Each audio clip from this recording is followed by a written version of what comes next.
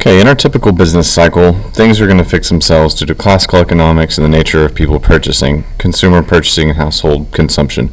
But whenever things aren't going well and we have extreme cases, we're going to have spikes in the economy. So the spikes would be a time of severe inflation. So if we have severe inflation and it's not fixing itself or adhering to the natural cycles that we see in the economy, then we're going to have to take action. So when we have this kind of spike, we're going to need contractionary policies.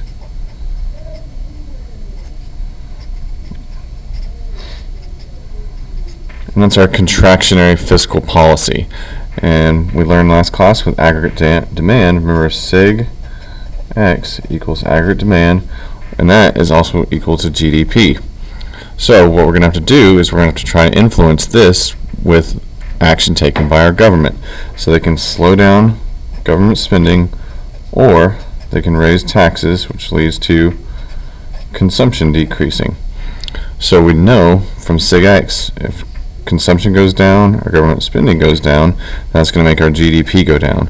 When our GDP goes down, that's going to pull down prices because it'll slow down demand, and that will be in a way that we can get out of this high inflation. It's also known as hyperinflation, or any kind of prolonged excessive inflation where we need some kind of contractionary policy. Now on the other side of it, say we get into severe unemployment. So a recession is defined as 6 months of prolonged unemployment. If it goes into a year, we could be heading towards a depression. So same thing, if we have lots of unemployment, a big spike in a downward direction where unemployment is very high. I drew this in green because we need to make the economy go. I drew this in red because we need contractionary, make the economy slow or stop.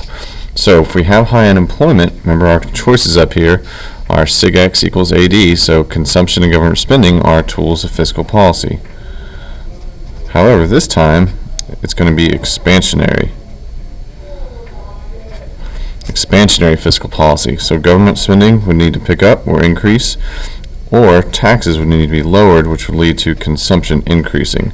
So if we look back at our formula over here, if we get consumption increase or government spending increase, that's going to make GDP increase because aggregate demand would increase. That's the expenditure method of our solving our GDP. So when we need some kind of expansionary policy during a recession, we would turn to those two tools of the government. And they can enact government spending or increase it or decrease taxes. And that's going to be what their choices are. So that's it for fiscal policy and the business cycle.